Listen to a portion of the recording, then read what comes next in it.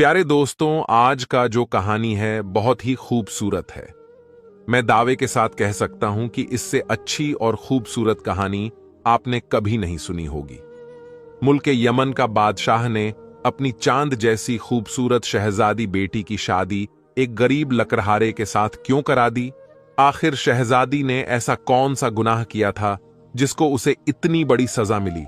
फिर शादी के बाद शहजादी यास्मीन को एक खतरनाक जिन्न उठाकर लेकर गया। फिर उस जिन्न ने शहजादी के साथ जो किया, जिसे सुनकर आप यकीनन हैरान रह जाएंगे। तो दोस्तों, कहानी बहुत ही मजेदार और सबक सिखाने वाली है, तो आपसे ही गुजारिश है कि कहानी को आखिर तक जरूर सुनिएगा, तभी आपको पूरी कहानी समझ में आएगी। प्यारे दोस्तों, पुराने जमाने में मुल्क यमन एक बहुत बड़ा और खूबसूरत मुल्क था। इस पर शाही बादशाह की हुकूमत थी, जो इंतहाई रहमदिल और लोगों के बारे में भलाई सोचने वाला बादशाह था। बादशाह की अपनी मुल्क के गरीब लोगों से मोहब्बत और गरीबों से हमदर्दी के चर्चे दूर दूर तक मशहूर थे। बादशाह की एक ही बेटी थी, जिसका नाम शहजादी यास्मीन अरफा था। बाप की तरह बेटी भी गरीबों की खैर ख्वाह और नेक दिल थी, और लोगों के मसाइल हल करने में बढ़ चढ़कर दिलचस्पी लेती थी। इसीलिए लोगों के दिलों में शहजादी के लिए बहुत ही इज्जत थी। शहजादी यास्मीन आरफा ने कई यतीम खाने बनवाए और यतीम बच्चों के पढ़ने के लिए स्कूल भी बनवाया, और एक बहुत बड़ा हॉस्पिटल भी, जहां लोगों का मुफ्त इलाज होता और लोग उसे दुआएं देते थे। शहजादी यास्मीन आरफा नेक सीरत होने के अलावा इंतहाई खूबसूरत भी थी। यही वजह थी कि दूर दूर के कई शहजादे उससे शादी के ख्वाहिशमंद थे, लेकिन शहजादी को आज तक कोई रिश्ता पसंद न आया। शहजादी यास्मीन आरफा सिर्फ जाहिरी शक्ल सूरत, चमक दमक और रोब दब दबे से मुतासिर होने वाली नहीं थी, बल्कि उसने अपने नौकरों के जरिए तमाम उम्मीदवार शहजादों की खुफिया तौर पर किरदार पता की।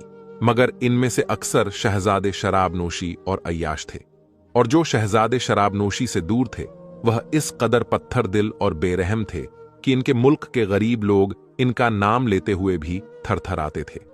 चुनांचे कोई शहजादा भी अपने किरदार की बदौलत शहजादी को मुतासिर न कर सका। शहजादी यास्मीन अरफा बाग में आहिस्ता आहिस्ता टहल रही थी। बादशाह सलामत उससे नाराज थे, क्योंकि बुढ़ापे की वजह से उनके अंदर अब इस कदर तमन्ना बाकी न रही कि अमूर सल्तनत ठीक तरीके से अंजाम दे सके। इसलिए वह चाहते थे कि शहजादी अरफा की शादी किसी नजदीक के शहजादे से करके निजामे सल्तनत उसे सौंप दें। मगर शहजादी किसी भी शहजादे को कबूल करने से मुसलसल मना कर रही थी। इसलिए बादशाह सलामत उससे सख्त नाराज रहते थे, क्योंकि बादशाह सलामत चाहते थे कि वह अपनी जिंदगी में ही इस फर्ज को अंजाम दे। मगर शहजादी यास्मीन की तबीयत में एक असर जिद का भी था। शहजादी यास्मीन बहुत जिद्दी भी थी। इसने बादशाह सलामत को साफ जवाब दे दिया कि फिलहाल इसका जहन किसी भी शहजादे को कबूल करने के लिए तैयार नहीं। मगर दिल ही दिल में शहजादी खुद भी परेशान रहती थीं, क्योंकि बादशाह सलामत की सेहत काफी मुतासिर हो गई थी और वह आए दिन बीमार रहने लगे थे। शहजादी अरफा बाग में टहलते हुए सोचती रही, लेकिन फैसले का कोई भी हल उसके जहन में न आया। इस तरह टहलते टहलते न जाने उसे कितनी देर गुजर गई कि अचानक उसके कानों में उसकी सहेली वजीर जादी रुमाना बेगम की आवाज पड़ी। शहजादी हुजूर तो न जाने किन सोचों में गुम है। वजीर जादी रुमाना बेगम ने करीब आते हुए बड़ी बेतकल्लुफी से कहा, क्योंकि यह दोनों हमउम्र थीं, यानी शहजादी यास्मीन और वजीर जादी। रुमाना बेगम एक ही उम्र की थी। महल में भी दोनों ने इकट्ठे ही परवरिश पाई थी, इसलिए दोनों के दरमियान हद दर्जे बेतकल्लुफी थी। शहजादी यास्मीन आरफा ने मुस्कुराते हुए जवाब दिया, हर कोई सोचता रहता है, इसलिए जाहिर है हम भी कुछ न कुछ सोच ही रहे थे। वजीर जादी रुमाना बेगम ने कहा, वही तो हम जानना चाहते हैं कि आखिर आपके सोचों का महल कौन है। आखिर वह कौन सा खुशनसीब है जिसके ख्यालों में आप इस कदर मशहूर हैं। शहजादी यास्मीन आरफा ने शोख नजरों से उसकी तरफ देखते हुए कहा, क्या तुम वाकई जानना चाहती हो कि हम किसके बारे में सोच रहे थे? वजीर जादी रुमाना बेगम ने गहरी दिलचस्पी लेते हुए कहा, हां, यकीनन, और मुझे इसका बेहद इख्तियार है। शहजादी यासमीन ने कहा, तो सुनो, हम अब्बा हुजूर के बारे में सोच रहे थे। शहजादी यास्मीन आरफा ने यह बात कहा तो एक लम्हे के लिए वजीर जादी रूमाना बेगम साकत और सहम खड़ी रही, जैसे वह बात को नहीं समझी हो, और दूसरे ही लम्हे उसके मुंह से बख्तियार कह कहा हंसी निकल गई और वह इस कदर मुस्कुराने लगी कि उसके पेट में बल पड़ गए। शहजादी यास्मीन आरफा खुद भी बेतहाशा हंस रही थी। काफी देर तक दोनों हंसती रहीं, फिर आहिस्ता आहिस्ता संजीदा हो गई। वजीर जादी रूमाना बेगम ने कहा, शहजादी यास्मीन, मैंने सुना है बादशाह सलामत आपसे काफी नाराज हैं। वह चाहते हैं कि आप जल्द शादी का फैसला करें। शहजादी यास्मीन आरफा ने जवाब दिया कि अब्बा हुजूर का फैसला बिल्कुल दुरुस्त है, लेकिन जब इंसान का जहन किसी को कबूल ना करे तो शादी जबरदस्ती का नाम तो नहीं। वजीर जादी रूमाना बेगम बोली, शहजादी साहिबा, आखिर आप इतनी मगरूर क्यों हैं? बड़े बड़े रिश्ते तो आए हैं, लेकिन आपने किसी भी शहजादे को कबूल नहीं किया। शहजादी यास्मीन आरफा बोली, अक्सर शहजादे अय्याश और बद किरदार थे, और जो इस तरह नहीं थे वह अपनी इलाके पर बेहद जुल्म सितम ढाते थे, और हमें बद किरदार और जालिम लोग बिल्कुल पसंद नहीं। वजीर जादी रूमाना बेगम ने मुंह बनाते हुए कहा, फिर आखिर कोई ना कोई फैसला तो आपको करना ही होगा। अब आसमान से तो कोई फरिश्ता नहीं आएगा जिससे आप शादी करें। शहजादी यास्मीन आरफा ने कहा, फैसला तो हमने करना है, और यही तो हम सोच रहे थे कि तुम आ हो गई। वजीर जादी रूमाना बेगम ने मुस्कुराहट भरे अंदाज में कहा, मैंने भी तो आते ही यही पूछा था कि किसके बारे में सोच रही हैं, लेकिन आपने मजाक में बात टाल दी। शहजादी यास्मीन आरफा ने कहा, हम जिसके बारे में सोच रहे थे बता नहीं सकते, क्योंकि इस तरह हमारी शख्सियत के बारे में गलत तस्वीर फैलने का अंदेशा है। वजीर जादी रूमाना बेगम ने उलझते हुए कहा, गलत तस्वीर क्या मतलब? मैं समझी नहीं।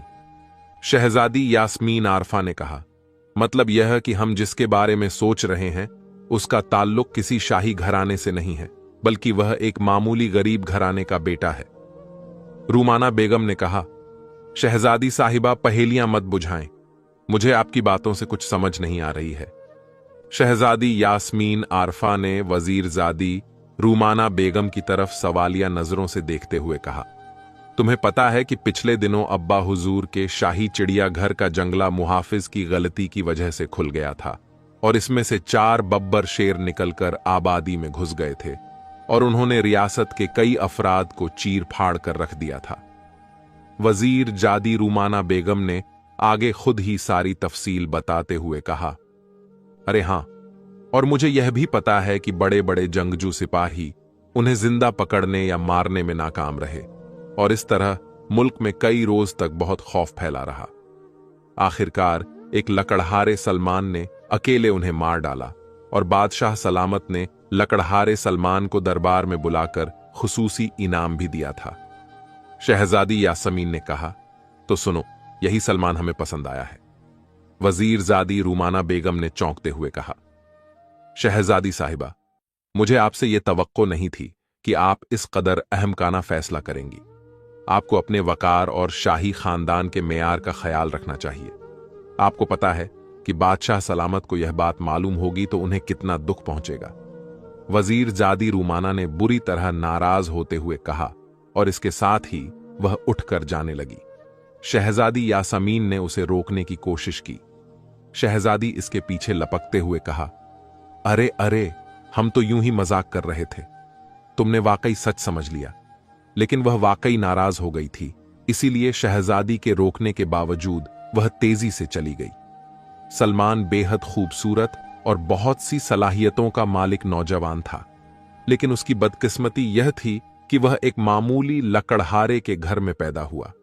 नेजाबाजी, तीरंदाजी और तलवार के फन में वह माहिर था। घुड़सवारी में भी वह खासी महारत रखता था। वह अपनी गुफ्तगू में रख रखाव और अदब का इस तरह ख्याल रखता था जैसे शाही खानदान का फर्द हो। इसने तालीम तो हासिल ना की थी, लेकिन अपनी मेहनत की बदौलत इसने अच्छी खासी इल्म हासिल कर लिया था। वह बचपन ही से तालीम का सिपाही था। चुनांचे अहले दरबार के बच्चों को तालीम देने के लिए जो शाही मकतब बनाया गया था, सलमान बचपन में इस मकतब के एक कोने में छुपकर असद को तालीम और तरबियत देते हुए देखता था, और जो कुछ वह समझते वह उसे नशीन करता रहता।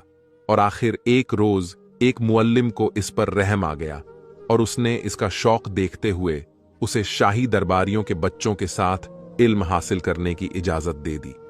इस तरह कुछ अरसा उसे बाकायदा इल्म मिलता रहा।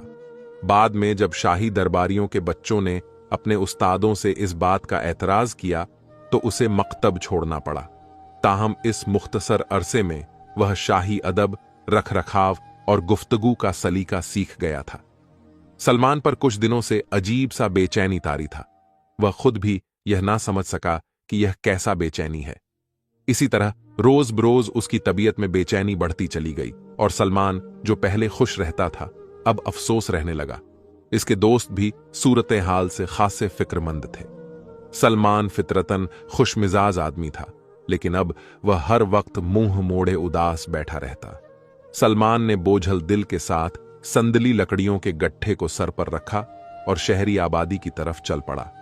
दूसरे लकड़हारे आम लकड़ियां बेचते थे, क्योंकि संदल के दरख्त जंगल के सबसे घने हिस्से में थे और वहां तरह तरह के जंगली दरिंदों से वास्ता पड़ता था।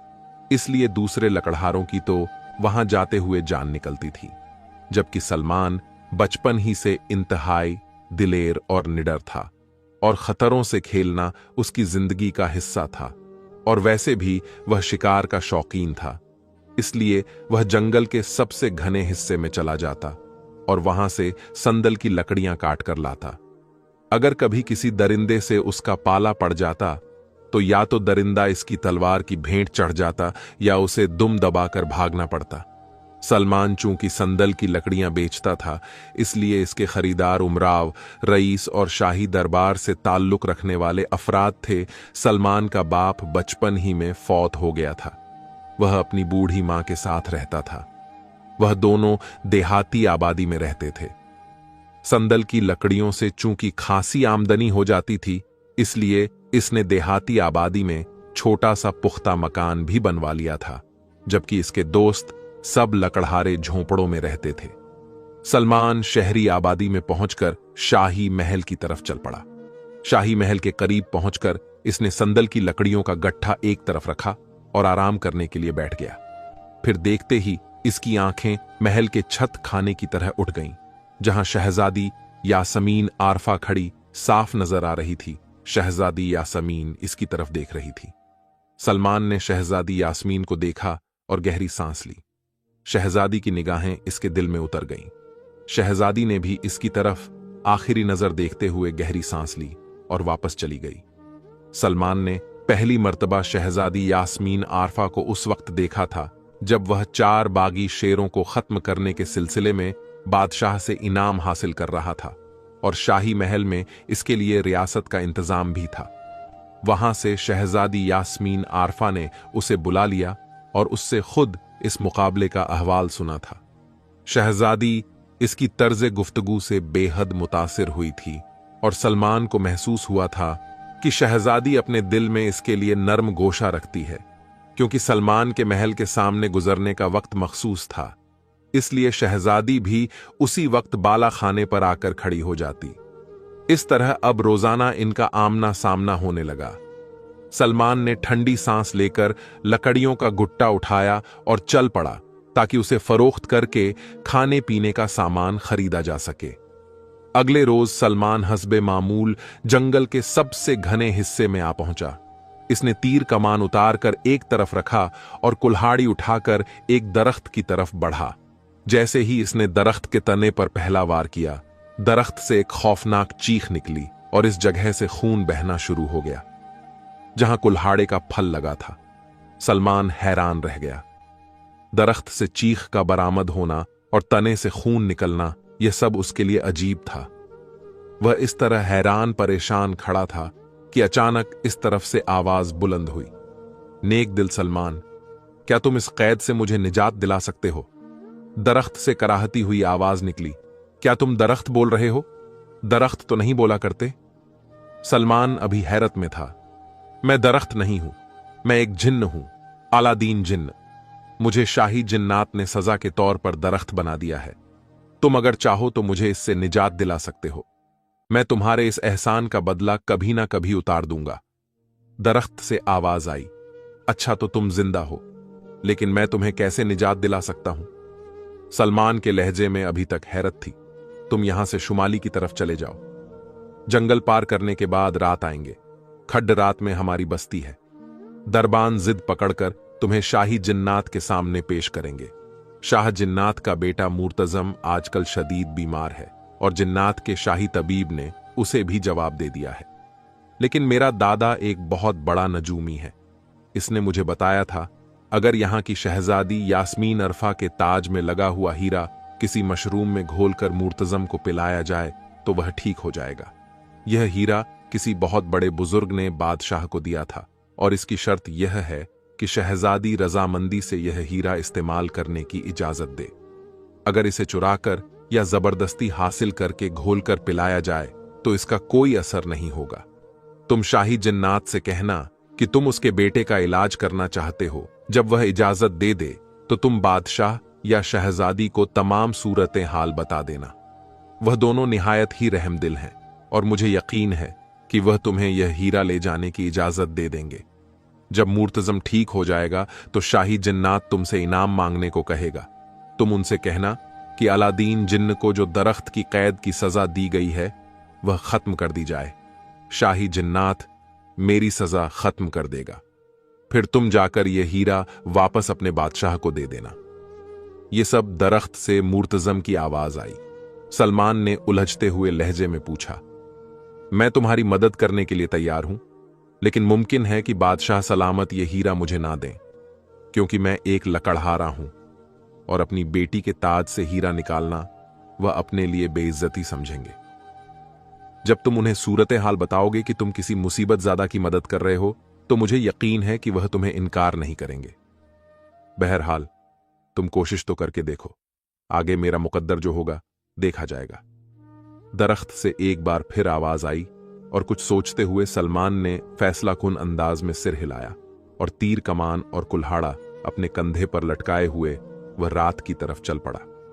जंगल दूर करके ठंड रात तक पहुंचने में उसे शाम हो गई। यह रात बिल्कुल वीरान थे और इनमें दूर दूर तक किसी जीरो का निशान दिखाई नहीं देता था। जैसे ही सलमान अंधेरी रात में पहुंचा, अचानक तेज आंधी के झक्कड़ चलने लगे और आंधी की रफ्तार बढ़ती ही चली गई। चारों तरफ से धूल और गर्द की वजह से सलमान को कुछ दिखाई न दे रहा था। जब गर्द छंटी और उसकी आंखें देखने के काबिल हुई तो उसने देखा कि वह एक बहुत बड़े किलेनुमा महल के सामने खड़ा है, जबकि इसके दोनों बाजुओं को दो खौफनाक बड़े बड़े जिन्हों ने पकड़ रखा था। फिर वह उसे तकरीबन घसीटते हुए महल के अंदर ले गए। महल में एक बहुत खूबसूरत और बहुत बड़ा दरबार सजा हुआ था, जहां सैकड़ों जिन्न बड़ी बड़ी कुर्सियों पर बैठे हुए थे, जबकि सामने शाही तख्त पर नूरानी शक्ल वाला बूढ़ा जिन्न बैठा हुआ था। सलमान ने जिन्न भूतों की कहानियां सुन रखी थीं, लेकिन इस मखलूक से इसका वास्ता कभी नहीं पड़ा। इतनी तवील और इस कदर खौफनाक जैसी मखलूक देखकर वह हैरान रह गया। बूढ़े जिन्न ने कड़कदार लहजे में कहा, आदमजाद, तुमने हमारी आबादी में आने की जुर्रत कैसे की? बूढ़ा जिन्न जो सरदार जिन्नात था, उसकी कड़क आवाज सुनकर सलमान का सर चकराने लगा। इतनी गरजदार आवाज, उसके कान के पर्दे फटे जा रहे थे। मगर सलमान ने अपने आप को संभाला और बोला, जिन्नात के अजीम बादशाह, आपकी खिदमत में एक मामूली आदमजाद का सलाम कबूल हो। सलमान ने झुककर रंजिश बुझाते हुए कहा, अगर शाह मोहतरम नाराज ना हो तो यह आदमजाद कुछ अर्ज करने की इजाजत चाहता है। शाही जिन्नात का लहजा इस बार पहले से नरम था। जिन्नात ने कहा, कहो, क्या कहना चाहते हो? सलमान ने जो इसकी ताजीम की थी उसका असर हुआ। सलमान ने प्यार भरे लहजे में कहा, मैंने सुना है कि हुजूर का बेटा बीमार है और शाही तबीब इसका इलाज करने में नाकाम हो चुके हैं। अगर हुजूर इजाजत दें तो बंदा इस मर्ज का कोई ना कोई इलाज ढूंढ निकालेगा। अगर तुम हमारे बेटे का इलाज ढूंढ लाए तो तुम्हें मुंह मांगा इनाम दिया जाएगा। शाही जिन्नात ने खुश होते हुए कहा और फिर सलमान की ख्वाहिश पर उसे खास जिन्न के कमरे में ले जाया गया, जहां एक बड़े पलंग पर एक नौजवान जीन पड़ा हाँफ रहा था। इसके सारे जिस्म पर सुर्ख दाने निकले हुए थे और इन दानों की वजह से उसके जिस्म में बेपनाह जलन हो रही थी। अगली सुबह सलमान ने शाही जिन्नात से 2 दिन की मोहलत मांगकर इजाजत तलब की और वापस अपनी रियासत की तरफ रवाना हो गया। शाम हुई तो शहजादी यास्मीन आरफा हस्बे मामूल महल के मालखाने में जा खड़ी हुई। लकड़हारा सलमान रोजाना यहां से गुजरता था और जब तक वह रोजाना उसे एक नजर न देख लेती उसे चैन नहीं आता था। यह भोला भाला और मासूम सा लकड़हारा उसे बहुत अच्छा लगता था। सलमान के बारे में इसने खुफिया तौर पर बहुत कुछ पता कर लिया था कि वह बेहतरीन तीरंदाज, नेजा बाज और नेक भी है। घुड़सवारी में भी आगे है और कुछ अरसे तक वह शाही मकतब में भी पढ़ता रहा था। इसे फौरी तौर पर सलमान से खासी दिलचस्पी हो गई थी। काफी देर इंतजार के बावजूद सलमान जाहिर न हुआ तो शहजादी यास्मीन आरफा इंतहाई बेचैन हो गई। शाम के साए गहरे हो गए मगर सलमान वहां से ना गुजरा। शहजादी का बेचैनी इस तरह इंतहाई बढ़ता जा रहा था। रात आहिस्ता आहिस्ता गहरी होने लगी और शहजादी मायूस अंदाज में वापस मुड़ गई। बड़ी मुश्किल से वह सीढ़ियां नीचे उतर कर आई। कनीज उसके लिए खाना लेकर आई लेकिन इसने वापस भेज दिया। इसने ख्वाबगाह में पहुंचकर दरवाजा बंद किया और बिस्तर पर लेट गई, मगर नींद इससे कोसों दूर थी। इसका दिल बुरी तरह घबरा रहा था कि हो ना हो सलमान किसी मुसीबत में फंस गया होगा, लेकिन वह अपनी इस परेशानी का इजहार किसी के सामने भी ना कर सकती थी। इसका दिल डूबने लगा और वह आहिस्ता आहिस्ता सिसकियां लेकर रोने लगी। इसी तरह तमाम रात उसे नींद ना आई। सुबह कनीज उसके लिए नाश्ता लेकर आई तो उसने नाश्ता भी वापस भिजवा दिया। बादशाह सलामत को खबर मिली तो वह दौड़ते हुए आए। देखा तो शहजादी को खासा तेज बुखार था। शाही तबीब को बुलाया गया और उसने शहजादी के लिए कुछ दवाएं और मशरूम वगैरह दे दिए। वजीर जादी रुमाना बेगम को शहजादी की हालत की खबर मिली तो वह भी मौजूद हुई। शाम तक शहजादी की बीमारी में कोई कमी ना हुआ। वजीर जादी रुमाना बेगम ने कहा, आखिर बताएं तो सही, आपको एकदम क्या हो गया है? कल तक तो आप बिल्कुल ठीक थीं। लेकिन शहजादी खामोश रही। मेरी प्यारी शहजादी, मेरी दोस्त, मेरी बहन, आखिर मुझे तो बताओ, हम बचपन से कितने अच्छे दोस्त हैं। शायद आप कल की बात से नाराज हैं। अब नाराजगी खत्म करें। वजीर जादी रुमाना बेगम ने शहजादी को मनाते हुए कहा, आप जिसको भी पसंद करेंगी मैं आपका साथ दूंगी। शहजादी ने बेचैनी के अंदाज में कहा, तुम सिर्फ मुझे ठीक करने के लिए दिलासा दे रही हो। जब मैं तंदुरुस्त हो जाऊंगी तो तुम अपनी बात से मुकर जाओगी। रुमाना बेगम ने शहजादी की तरफ हाथ बढ़ाते हुए कहा, लो मैं वादा करती हूं। और शहजादी ने उसके हाथ में अपना हाथ दे दिया। इतने में दरवाजे पर आहट महसूस हुई और बादशाह सलामत अंदर दाखिल हुए।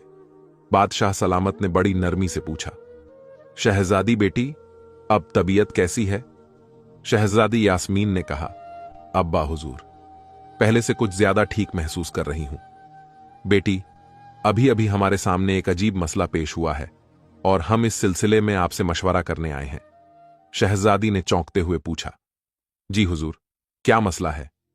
एक लकड़हारा जिसका नाम सलमान है, जिसने 4 बब्बर शेरों को मारकर हमसे इनाम हासिल किया था, वह अब भी दरबार में आया है। इसने हमें यह कहानी सुनाई है कि शाह जिन्नात का बेटा मुर्तजम बीमार है। अगर शहजादी के ताज में जरा हुआ दरबारी हीरा किसी मशरूम में घोलकर उसे जिन्न को पिलाया जाए तो वह ठीक हो जाएगा। वह लकड़हारा हमसे यह हीरा मांग रहा है और साथ ही वादा कर रहा है कि वह इसे जरूर वापस कर देगा, लेकिन हम उसे अपनी शान के खिलाफ समझते हैं कि अपनी बेटी के ताज को बेरौनक करें, अगर चाहे थोड़े अरसे के लिए ही क्यों ना हो। बादशाह सलामत ने शहजादी से कहा, अब्बा हुजूर, अगर आप बुरा महसूस ना करें तो लकड़हारे को हमारे पास भेज दें। हम खुद उससे बात करना चाहते हैं। अगर वह सच बोल रहा है तो हमें पता चल जाएगा और हम उसे यह हीरा दे देंगे, लेकिन अगर वह झूठ बोल रहा है तो तब भी हमें अंदाजा हो जाएगा और शाही कानून के मुताबिक उसे सजा दी जाएगी। शहजादी यास्मीन आरफा ने कहा तो बादशाह सलामत ने उसकी बात मान ली। चुनांचे थोड़ी ही देर में सलमान को अंदर बुला लिया गया। सलमान इंतहाई अक्लमंद था। शहजादी के चेहरे का एक तासीर देखते ही वह सारी कैफियत भांप गया। शहजादी ने कहा, सलमान, हमने सुना है कि तुम झूठ बोलने में माहिर हो गए हो। अगर तुम्हें हीरा चाहिए था तो तुम हमसे वैसे ही मांग सकते थे। इसके लिए कहानी बनाने की क्या जरूरत थी? सलमान ने कहा, नहीं शहजादी हुजूर, मैंने झूठ नहीं बोला। और इसके साथ ही इसने दरख्त काटने से लेकर शाही जिन्नात से मिलने तक की तमाम वाकयात तफसील से बता दिए। शहजादी ने महसूस कर लिया कि सलमान ठीक कह रहा है। शहजादी ने कहा, हम तुम्हें हीरा नहीं बल्कि हीरे समेत पूरा ताज तुम्हें इनाम में दे रहे हैं, क्योंकि इस दिन सिर्फ अब्बा हुजूर ने इनाम दिया था, हमने नहीं। इसीलिए आज हम इनाम दे रहे हैं। और इसके साथ ही उसने बिस्तर के एक कोने में रखा हुआ ताज उठाकर सलमान की तरफ बढ़ा दिया। सलमान ने झुकते हुए कहा, शहजादी हुजूर, मैं खुद को इस इनायत के काबिल नहीं समझता।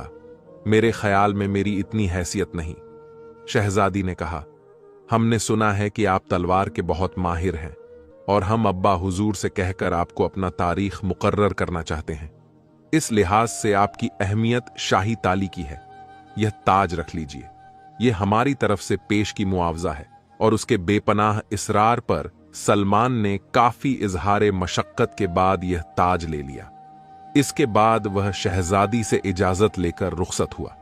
वह जल्द से जल्द शाही जिन्नात तक पहुंचना चाहता था ताकि मुर्तजम का इलाज करके मुर्तजम को दरख्त की कैद से आजाद करा सके। सलमान एक दिन का सफर करने के बाद सलमान इन कटरा तक पहुंच गया, जहां जिन्नात की बस्ती थी। पहले की तरह तेज आंधी चली और जब आंधी खत्म हुई तो सलमान शाही जिन्नात के महल के सामने खड़ा था। उसे महल के अंदर ले जाया गया, जहां मुर्तजम अपनी जिंदगी की आखिरी सांसें ले रहा था। शाही जिन्नात सर झुकाए मायूस बैठे थे और पूरे महल पर सोगवार फिजा तारी थी। सलमान ने एक दरबारी के जरिए प्याला मंगवाया। फिर इसमें एक सेर ताजा मशरूम डालकर इसने जब हीरा इसमें काफी देर घोला और उसे शहजादा मुर्तजम को पिला दिया। कुछ ही देर गुजरी थी कि अलादीन के जिस्म से एकदम सुर्ख दाने गायब होना शुरू हो गए। चंद लम्हों में इसके जिस्म से तमाम दाने गायब हो गए। इसने कराहना भी बंद कर दिया था। फिर चंद लम्हों बाद ही इसने अपनी आंखें खोल दी। वह हैरत से अपने जिस्म को देख रहा था, जैसे उसे एकदम तंदुरुस्त होने पर हैरत हो रही हो। फिर जब उसे सलमान के बारे में बताया गया तो वह बेहद खुश हुआ। पूरे महल में जश्न का तैयारी किया गया और शाही जिन्नात और मुर्तजम ने उसे इस खुशी में हीरे जवाहरात का बहुत बड़ा खजाना दे दिया। शाही जिन्नात ने कहा, ए आदमजाद, यह खजाना हमने अपनी खुशी से दिया है, लेकिन हम चाहते हैं कि तुम अपनी तरफ से भी कोई चीज मांगो। हम तुम्हारी ख्वाहिश जरूर पूरी करेंगे। सलमान ने प्यार भरे अंदाज में कहा, हुजूर, मुझे किसी चीज का लालच नहीं। मैं सिर्फ इतनी दरख्वास्त करूंगा कि आपने अपनी बस्ती के जिन अलादीन को जो दरख्त में कैद की सजा दी है, आप उसे माफ कर दें और उसे इस कैद से निजात दिला दें। ठीक है, हम ना सिर्फ इसकी सजा माफ करते हैं, बल्कि तुम्हारी सिफारिश से आज से वह हमारे दरबार का अहम तरीन रुकन होगा। शाही जिन्नात ने गरजदार आवाज के साथ कहा। इसके साथ ही इसने कुछ पढ़कर कर हवा में फूंक मारी तो बादल का एक टुकड़ा पैदा हुआ और उड़ता हुआ चला गया। थोड़ी देर बाद जब यह बादल का टुकड़ा वापस आया तो इस पर अलादीन जिन्न बैठा हुआ था। अलादीन ने सबसे पहले शाही जिन्नात और सलमान को झुककर सलाम किया और फिर वह सलमान के सामने रुकू के बल झुकता चला गया। सलमान, मैं तुम्हारे एहसान का सिला कभी ना कभी जरूर दूंगा। तुमने वाकई मेरी बहुत मदद की। अलादीन जिन्न ने इसके सामने शुक्र भरे अंदाज में कहा और फिर शाही जिन्नात से इजाजत लेकर वह उसे उसके घर तक छोड़ने के लिए आया। इसने सलमान को अपनी पुश्त पर सवार कर रखा था, जबकि वह खजाना भी इसके साथ था जो उसे शाही जिन्नात और मुर्तजम ने इनाम के तौर पर दिया था। अलादीन जिन्न ने उसे उसके घर के बाहर उतार दिया। सलमान, मैं तुम्हें एक अंगूठी देता हूं। यह इंतहाई कीमती अंगूठी है। यह मेरे दादा ने मुझे दी थी। इसकी खासियत यह है कि जब कभी तुम किसी मुहिम पर जाना चाहो तो अपनी आंखें बंद करके इस अंगूठी को हुक्म दे देना। यह तुम्हें वहां पहुंचा देगी। इसके अलावा जब किसी मुश्किल में गिरफ्तार हो जाओ तो इस अंगूठी को किसी चीज पर रगड़ देना। मुझे फौरन खबर मिल जाएगी और मैं वहां पहुंच जाऊंगा। अलादीन जिन्न ने कहा और सलमान बेहद खुश हुआ। इसने अलादीन के सामने ही यह तिलिस्मी अंगूठी अपनी उंगली में पहन ली। इसके बाद अलादीन जिन्न उससे इजाजत लेकर अपनी बस्ती की तरफ उड़ गया। सलमान ने शाही जिन्नात से मिलने वाले खजाने से अपनी बस्ती में एक खूबसूरत महल तामीर करवाया, जो कुशादा और खूबसूरती में किसी तरह भी बादशाह के महल से कम न था। अब सलमान ने इरादा किया कि जाकर बादशाह सलामत का शुक्रिया अदा करें, जिसके जवाब हीरा देने से उसे यह सब इनाम इकराम मिला, और उसका इरादा था कि बादशाह सलामत को अपने महल में दावत दे। इसने एक आला नस्ल का घोड़ा भी खरीद लिया था और लकड़ियां काटकर बेचने का पेशा इसने बंद कर दिया। जैसे ही सलमान शहरी आबादी में पहुंचा, वह यह देखकर हैरान रह गया कि हर शख्स इंतहाई परेशान और गमजदा था। इसने एक दो अफराद को रोककर इनसे पूछने की कोशिश भी की, लेकिन किसी आदमी ने भी इसकी बात का जवाब ना दिया। उसे महसूस हो रहा था जैसे शहर पर कोई आफत टूट पड़ी हो। जब सलमान शाही महल में पहुंचा तो उसे यह बुरी खबर मिली कि शहजादी को किसी ने अगवा कर लिया है। यह खबर सलमान पर बिजली बनकर गिरी। बादशाह सलामत की हालत बहुत खराब थी और वह गम से बुरी तरह निढाल थे, इसलिए शाही तबीब किसी को भी इनसे मिलने की इजाजत नहीं दे रहे थे। वजीरजादी रूमाना बेगम को जब सलमान की आमद का पता चला तो उसने फौरन सलमान को अपने पास बुला लिया।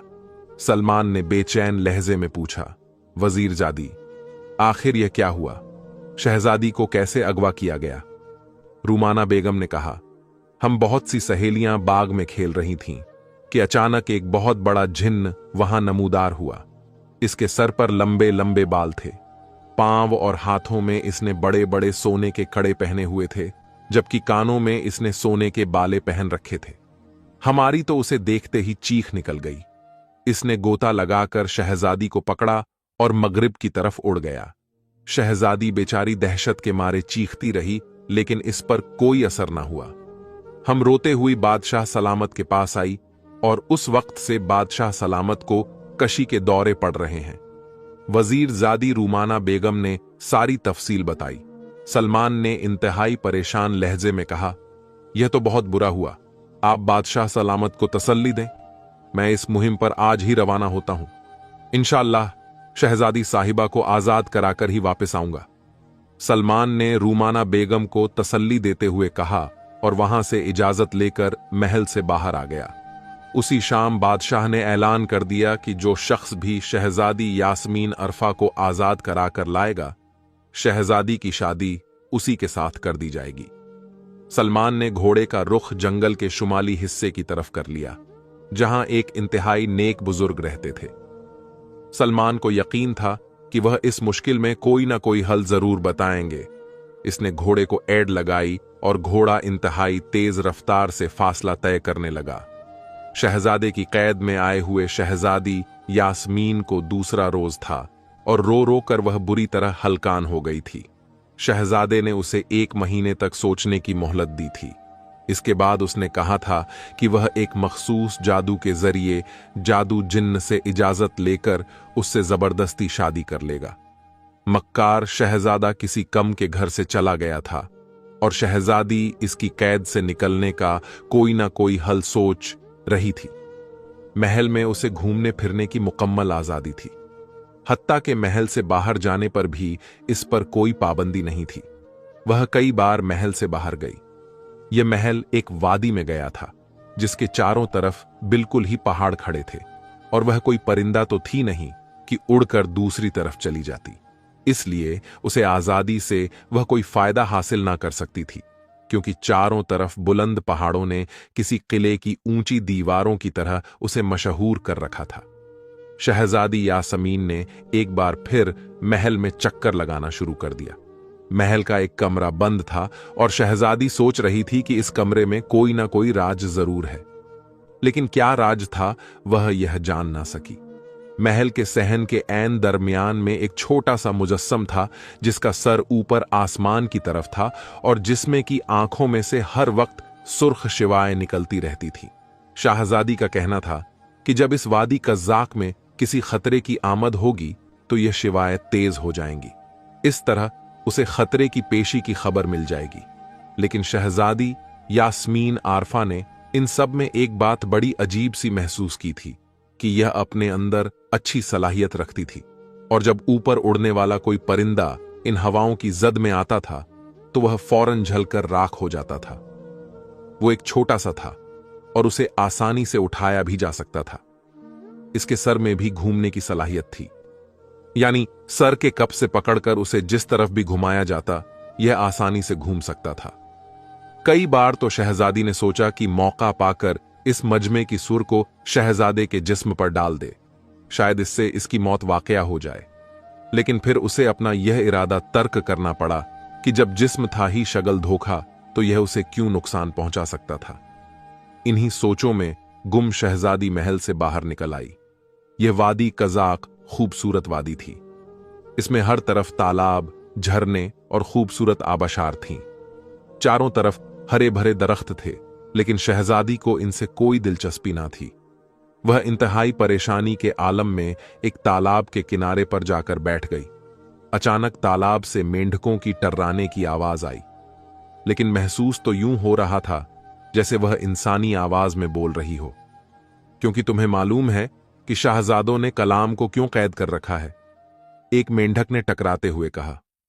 हां, करोगी? मैं जानता हूं कि शाही प्रस्थान बेऔलाद है और वह बेहद बूढ़ा हो चुका है। इसके मरने के बाद कलाम देव प्रस्थान की बादशाह का उम्मीदवार है, जबकि शाहकार तो खुद प्रस्थान का बादशाह बनना चाहता है। इसलिए इसने कलाम को कैद कर रखा है, क्योंकि कलाम सिर्फ दो है। वह जादू नहीं जानता, जबकि शहजादा होने के साथ साथ जादूगर भी है। दूसरे मेंढक ने जवाब दिया, क्या तुम्हें यह पता है कि कलाम को किस तरह आजाद किया जा सकता है? हां, मैं जानता हूं कि वह जादू के कमरे में है और इस वक्त तक आजाद नहीं हो सकता जब तक कि मुझे समय की शिवाय इस कमरे के दरवाजे पर ना डाली जाए। क्योंकि कमरे में जो ताला लगा है यह जादू का ताला है और आम तरह से नहीं टूट सकता। इसे सिर्फ अच्छे मजमे की हवाओं से ही तोड़ा जा सकता है। दूसरे मेंढक ने जवाब दिया, वैसे तुर्की अगर शहजादी हिम्मत करे तो कलाम को आजाद कर सकती है। इसमें इसका अपना भी फायदा है। पहला मेंढक टकराया और इसके बाद दोनों खामोश हो गए। शहजादी के सामने बंद कमरे का राज जाहिर हो चुका था। वह तेजी से वापस महल की तरफ दौड़ी ताकि शहजादे के आने से पहले वह कलाम को आजाद कर दे। और दूसरी तरफ सलमान इंतहाई घने जंगल में झोपड़ी के नजदीक पहुंचकर उसने अपना घोड़ा रोक लिया। झोपड़ी के बाहर घोड़ा बांधकर वह अंदर दाखिल हो गया। अंदर एक सफेद रईस बुजुर्ग मुसल्ले पर इबादत में मसरूफ थे। सलमान एक कोने में फर्श पर बैठ गया। थोड़ी देर में बुजुर्ग इबादत से फारिग होकर सलमान की तरफ जा हुए। आओ बेटे सलमान, हमें पता है कि तुम किस लिए आए हो, बुजुर्ग ने मुस्कुराते हुए कहा। जी बाबा, मैं इंतहाई परेशान हूं। शहजादी यास्मीन आरफा अगवा हो गई हैं। शहजादी की अगवाह ने मुझे हिलाकर रख दिया है।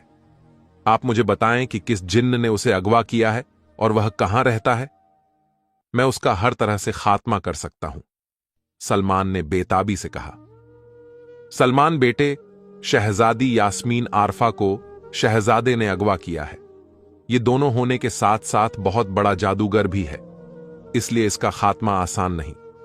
यह वादी कज़्ज़ाक में रहता है और शहजादी को अगवा करके वहीं अपने महल में ले गया है। इसने शहजादी को 1 महीने की मोहल्लत दी है। इसके बाद वह किसी जादू के जरिए जादू जिन्न से इजाजत लेकर शहजादी से जबरदस्ती शादी कर लेगा। शागिर्दों से मुकाबला करने से पहले तुम्हें महाराज जंगल में जाना होगा। वहां एक बूढ़ी पुजारन जंगल से बाहर घर में रहती है। वह 2 तिलिस्म पैदा करेगी और तुम्हें दोनों को शेर करना होगा। पहला तिलिस्म यह होगा कि खौफनाक सांपों के दरमियान तुम्हें सुनहरे ताज वाले सांप को मारना होगा। उसे मारने के लिए तुम्हें बेपनाह फुर्ती दिखाना होगी, वरना सांप तुम्हें दस लेंगे और तुम्हारा जिस्म एक लम्हे में राख बन जाएगा। इसके बाद कबूतरों का एक गोल तुम्हारे सर पर चक्कर लगाएगा और इस गोल के 3 चक्कर पूरे करने से पहले तुम्हें सियाह कबूतर को शिकार करना होगा। इसके लिए यह शर्त है कि वह तुम्हारे पहले ही तीर से शिकार हो जाए। अगर वह शिकार ना हुआ या कबूतरों ने 3 चक्कर पूरे कर लिए तो तुम खुद ब खुद हलाक हो जाओगे। इसलिए तुम्हें इस मरहले में भी बहुत तेजी दिखानी होगी। इसके बाद बूढ़ी पुजारन तुम्हें काम बताएगी और इस काम में भी तुम्हारी जहानत, दिलेरी और चाबुक की दरकार होगी। अगर तुम यह काम ना कर सके तो बूढ़ी पुजारन तुम्हें हलाक कर देगी। अगर तुमने इसका काम पूरा कर दिया तो वह तुम्हें इनाम में एक मनका देगी। यह मनका लेकर तुम कजाक वादी में चले जाना। तुमने इधर उधर देखे बगैर सीधा महल में दाखिल होना है, और जब शागिर्द तुम्हारे सामने आए तो यह मनका उसके जिस्म पर मार देना। ज्यों ही मनका इसके जिस्म से छुएगा, इसकी जादुई सलाई साफ हो जाएगी और वह आम से दूर रह जाएगा। फिर तुम अपनी जहालत से मुकाबला करके उसका खात्मा कर सकते हो।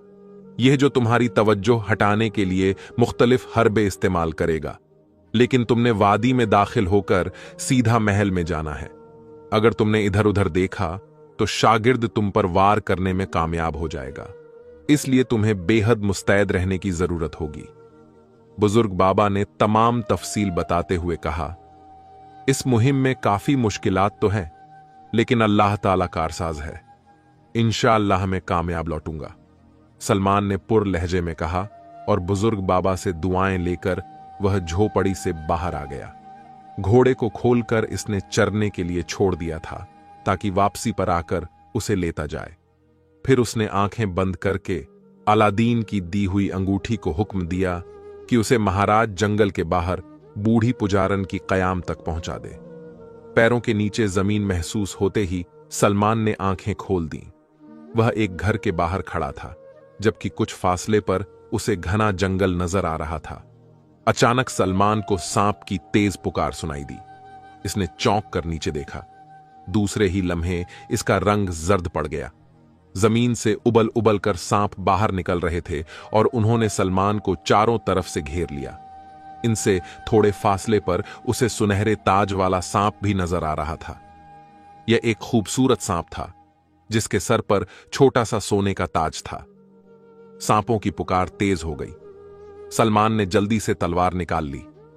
वह इन सांपों से बचता हुआ बिजली की तेजी से सुनहरे सांप की तरफ बढ़ा। अचानक एक सांप ने तेज रफ्तार से अपना फन उठाया और सलमान के संभलने से पहले ही उसे डस लिया। सलमान बुरी तरह चकराया, लेकिन इससे पहले कि वह गिरता उसे अलादीन की चीखती हुई आवाज सुनाई दी, सलमान, अपने आप को संभालो, जल्दी से सुनहरे सांप का खात्मा कर दो, वरना सांप के जहर से चंद लम्हों में तुम मर जाओगे। सलमान ने अपने डूबते हुए जहन को संभाला और लड़खड़ाता हुआ सुनहरे सांप की तरफ बढ़ा और अपने जिस्म की आखिरी ताकत लगाते हुए उसने सुनहरे सांप के सर पर तलवार का वार किया और सांप का फन कट गया और दूर जा गिरा। एक लम्हे के लिए चारों तरफ धुआं छा गया। जब धुआं कम हुआ तो तमाम सांप गायब हो चुके थे। इतने में अलादीन जिन्न नमूदार हुआ। इसने हाथ में एक प्याला उठाया हुआ था जिसमें स्याह रंग का कोई शरबत था। इसे जल्दी से पी लो, वरना सांप का जहर तुम पर असर कर जाएगा, अलादीन ने तेज लहजे में कहा, और सलमान ने जल्दी से उसके हाथ से प्याला लेकर मशरूम पी लिया। अलादीन जिन्न, अगर तुम बुरे वक्त मुझे ना पुकारते तो मैं चकरा कर गिर जाता और कब का खत्म हो चुका होता, सलमान ने एहसान भरे लहजे में कहा, और अलादीन जिन्न ने खुश होकर अपने बड़े बड़े नुकीले दांत निकाल कर दिखा दिए। यह तो मेरा फर्ज था, अब तुम अगले मरहले के लिए तैयार हो जाओ, मैं जा रहा हूं, अलादीन जिन्न ने कहा, और इसके साथ ही वह गायब हो गया।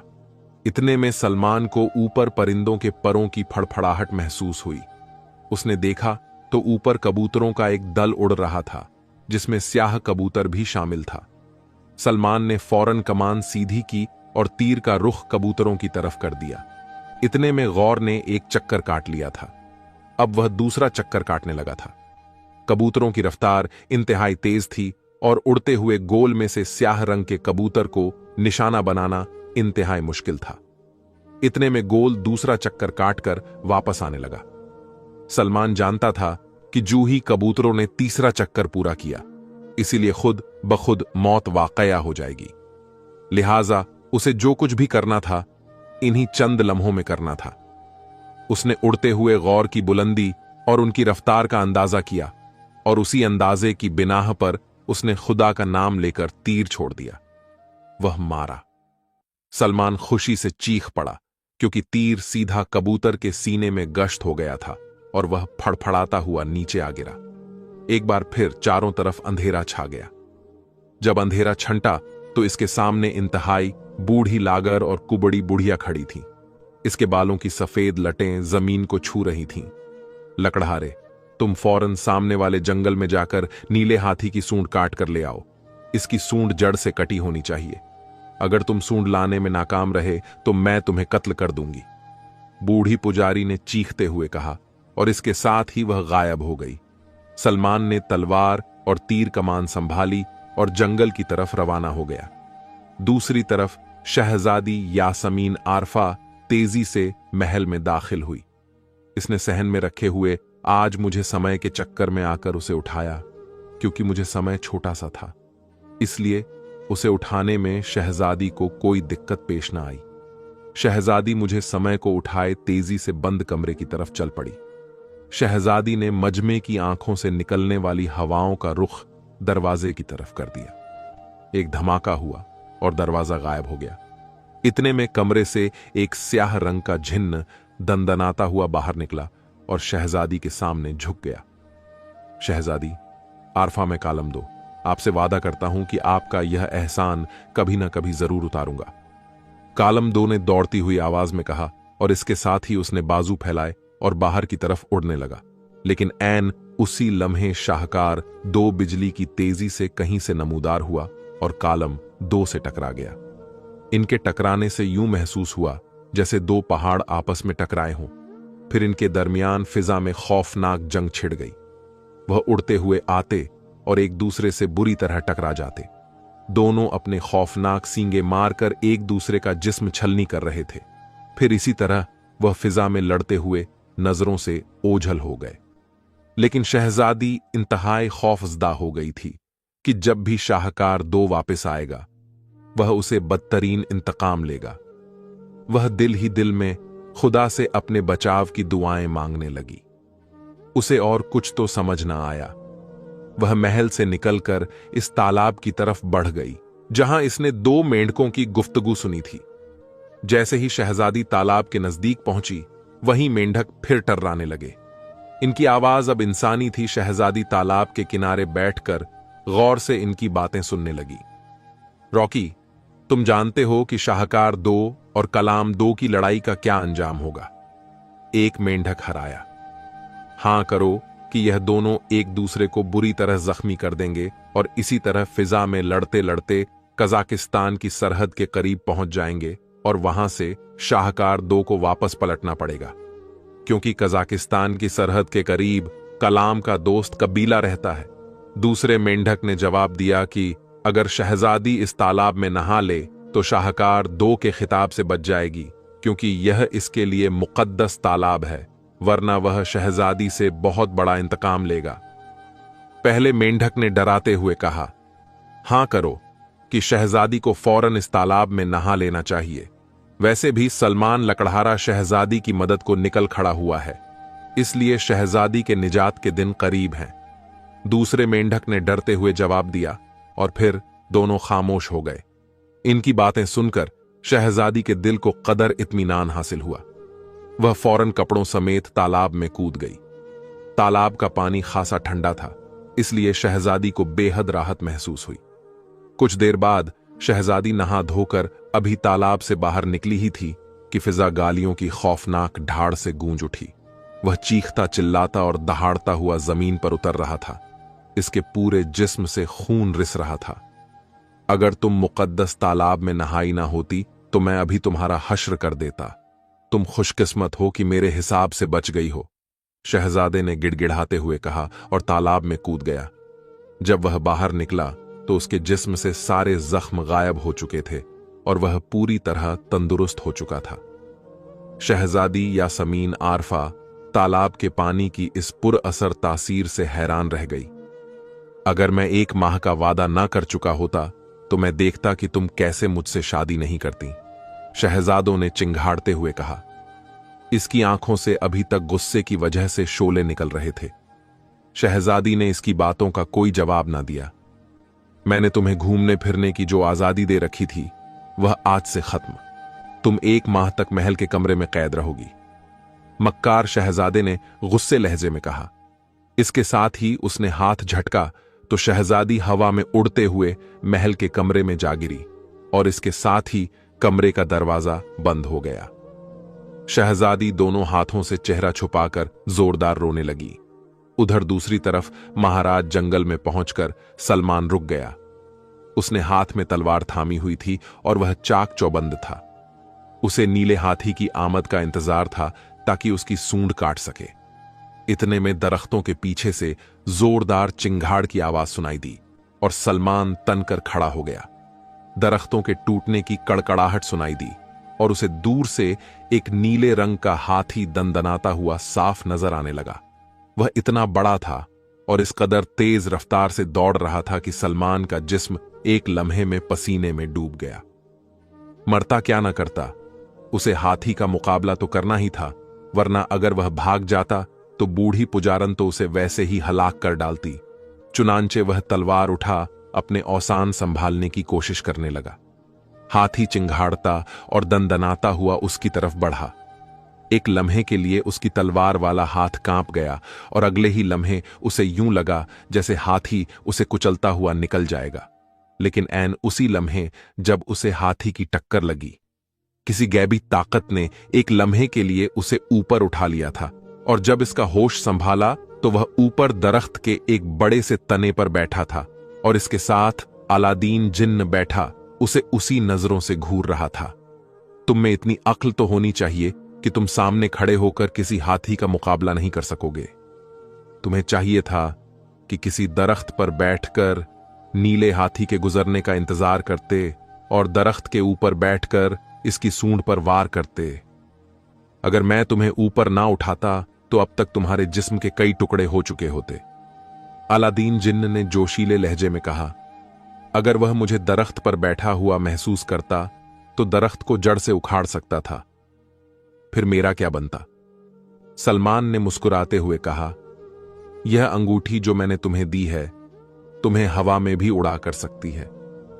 इस तरह जब खतरा महसूस करते तो इस अंगूठी को हुक्म देते, यह तुम्हें ऊपर हवा में उठा लेती। अलादीन जिन्न के लहजे में बदस्तूर गुस्सा था। प्यारे अलादीन जिन्न, गुस्सा हो गया और कोई तरकीब सोचिए जिससे नीले हाथी की सूंड काटी जा सके। सलमान ने उलझते हुए कहा, तुम इसी टहनी पर बैठे रहो, मैं नीले हाथी को पकड़कर ले आता हूं। ज्यों ही वह तुम्हारे नीचे से गुजरने लगे, तलवार का एक भरपूर वार इसकी सूंड पर कर देना। अलादीन जिन्न ने तजवीज पेश की और सलमान ने सर हिला दिया। फिर अलादीन जिन्न उसकी नजरों से ओझल हो गया। सलमान तलवार संभाले टहनी पर चुस्त होकर बैठ गया। थोड़ी देर में उसे हाथी के कदमों की धमक सुनाई दी। ऐसे महसूस होता था कि कोई असली ताकत उसे जबरदस्ती धकेल रही हो। जब हाथी टहनी के नीचे आया तो सलमान ने तलवार का जोरदार वार इसकी सूंड के जड़ पर किया और नीले हाथी की सूंड कटकर दूर जा गिरी। नीले हाथी ने खौफनाक चिंगाड़ मारी और दहाड़ता दरख्त गिरता हुआ नजरों से ओझल हो गया। सलमान जल्दी से दरख्त से नीचे उतरा और नीले हाथी की सूंड उठाने लगा। इतने में अलादीन जिन्न भी नमूदार हो गया। मेरा हाथ थाम लो और आंखें बंद कर लो, अलादीन जिन्न ने खुद ही सूंड उठाते हुए कहा और सलमान ने आंखें बंद कर लीं। जब उसे अपने पैरों के नीचे जमीन महसूस हुई तो उसने आंखें खोल दी। अलादीन जिन सूंड उठाए इसके साथ खड़ा था। अच्छा, अब मुझे इजाजत दो, शायद जिन्नात के दरबार में हाजिरी का वक्त हो गया है। अब बाकी का काम तुम्हें खुद करना होगा। अलादीन जिन्न जी ने कहा, शुक्रिया अलादीन, तुमने मेरी बेहद मदद की। सलमान ने जिन का शुक्रिया अदा किया और जिन्न गायब हो गया। ऐन उसी लम्हे वहीं बूढ़ी पुजारन घर से नमूदार हुई। नीले हाथी की सूंड देखते ही इसने किलकारी मारी और शुक्रिया सलमान लकड़हारे। मुझे मालूम है कि तुम शहजादों के खात्मे के लिए निकले हो। मैं तुम्हें इंतहाई कीमती मान का इनाम में देती हूं। जब तुम यह मन का शहजादों के जिस्म से लगाओगे तो इसका जादू का खत्मा हो जाएगा और तुम अक्लमंदी इस्तेमाल करके इसका खात्मा कर सकते हो। बूढ़ी पुजारन ने कहा, और इसके साथ ही उसने एक सुर्ख मन का सलमान की तरफ बढ़ा दिया। सलमान ने मन का ले लिया और तिलिस्मी अंगूठी को कजाख वादी में पहुंचाने का हुक्म देकर आंखें बंद कर ली। मक्कार शहजादा महल के कमरे में शराबनोशी में मसरूफ था कि वह अचानक चौंक पड़ा। एक स्याह रंग का गोला सा जमीन से बरामद हुआ और इसने तेजी से खौफनाक रीछ की शक्ल इख्तियार कर ली। छुरा, तुमने हमारे सुकून में क्यों खलल डाला है? तुम्हें जुर्रत कैसे हुई? शहजादे ने डरते हुए कहा। मेरे आका, एक खतरा तेजी से आपकी तरफ आ रहा है। हरीश ने गुर्राते हुए लेकिन कड़े अंदाज में जवाब दिया। कौन सा खतरा? जल्दी बताओ। शहजादे ने चौंकते हुए पूछा। आप इसे आईना सामने पर देख सकते हैं? हरीश ने जवाब दिया। इसके साथ ही वह गायब हो गया। शहजादे ने मुंह ही मुंह में कुछ पढ़कर दीवार पर फूंक मारी तो दीवार का वह हिस्सा किसी आईने की तरह रोशन हो गया और दूसरे लम्हे शहजादे बुरी तरह चौंक पड़ा। वादी में एक अजनबी नौजवान खड़ा था जो महल की तरफ आंखें उठाकर देख रहा था। फिर वह आहिस्ता आहिस्ता महल की तरफ बढ़ने लगा। शहजादे ने एक बार फिर मुंह ही मुंह में कुछ पढ़कर जमीन पर फूंक मारी तो जमीन से एक छोटी सी बोली बरामद हुई। काला जिन्न। यह बताओ कि यह नौजवान कौन है और यहां क्या करने आया है? शहजादे ने कहा, आका, यह एक लकड़हारा है। इसका नाम सलमान है। यह इंतहाई बहादुर, अक्लमंद और दिलेर आदमजाद है। यह शहजादी यास्मीन को आपकी कैद से छुड़ाने आया है। काला जिन्न ने जवाब दिया, मगर यह कैसे हमारा मुकाबला करेगा? एक आदमजात को किसी दो का मुकाबला नहीं कर सकता। शहजादे ने हैरत भरे लहजे में कहा, आका, इसके पास अलादीन जिन्न की दी हुई अंगूठी और बूढ़ी पुजारन का दिया हुआ मनका है, इसलिए यह आपको नुकसान पहुंचा सकता है। यह अंगूठियां और मनके हमारा कुछ नहीं बिगाड़ सकते। हम दोनों होने के साथ साथ जादूगर भी हैं। अलबत्ता तुम ऐसा करो, इसके हुक्म में शहजादी यास्मीन आरफा का रूप धरकर पहुंच जाओ। इतने में मैं इसका कोई न कोई हल निकालता हूं। शहजादे ने उसे हुक्म देते हुए कहा और काला झिन्न का कहकर गायब हो गई। ज्यों ही सलमान को अपने पैरों के नीचे जमीन महसूस हुई, इसने आंखें खोल दी। वह एक वादी में खड़ा था जिसके चारों तरफ पहाड़ थे। वादी निहायत वसी और काफी खूबसूरत थी।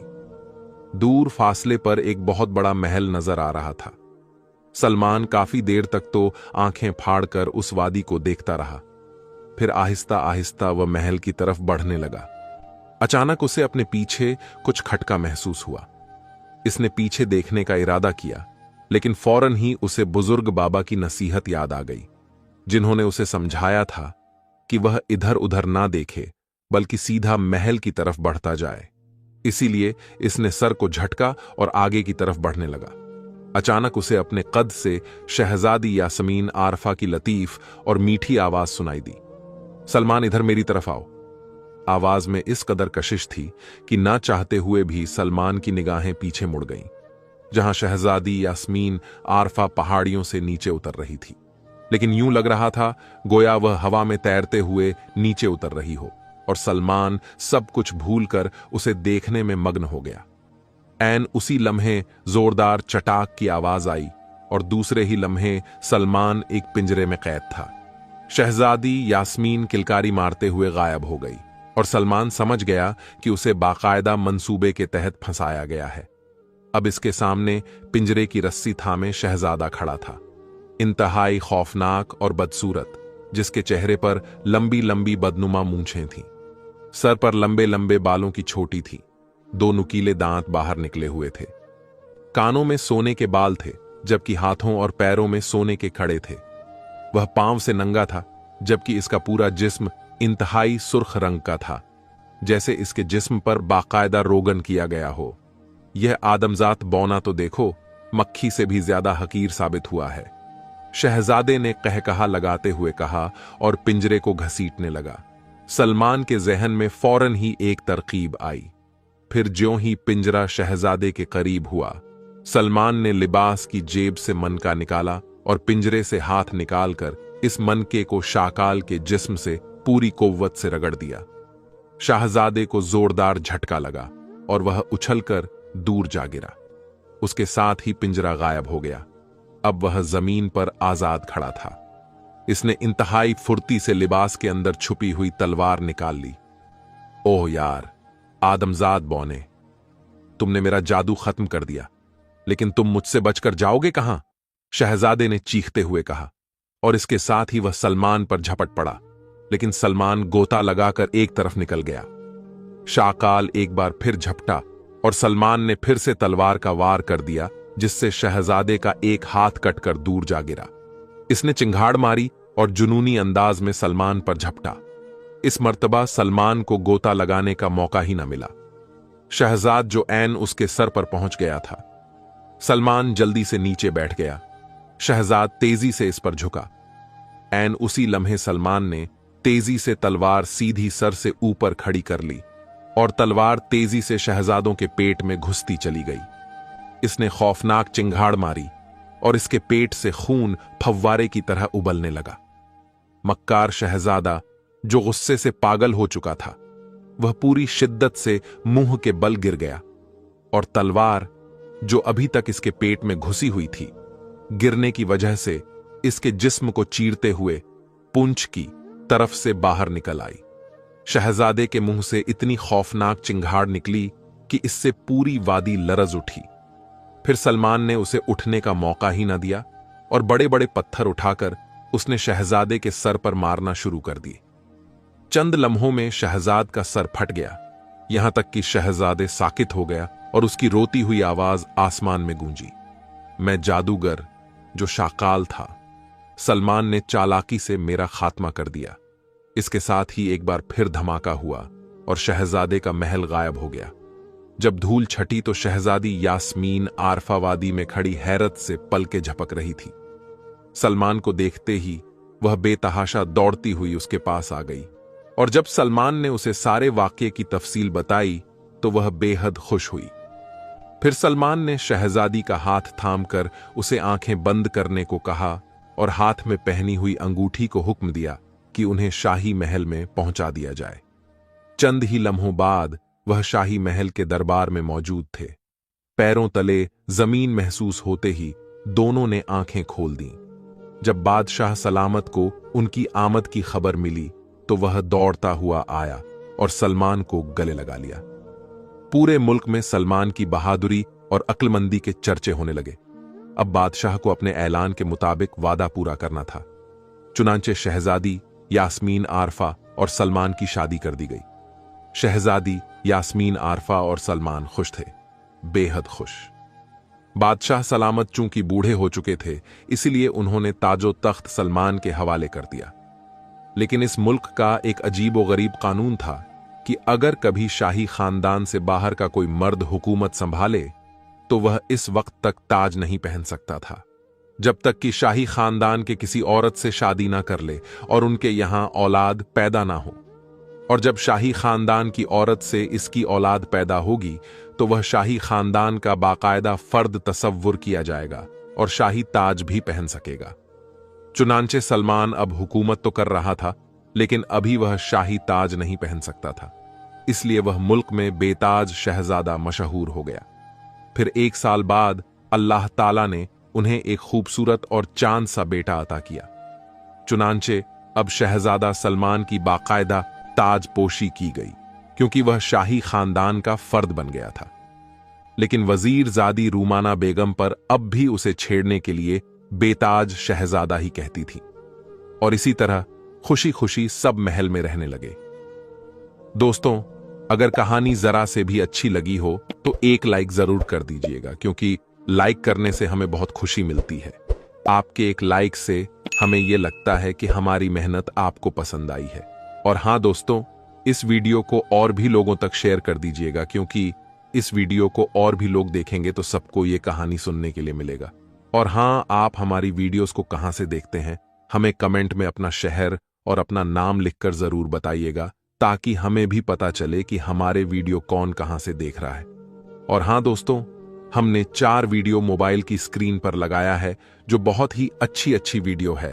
अगर अभी आपके पास टाइम है तो इन वीडियो में से कुछ वीडियो को जरूर देखिएगा।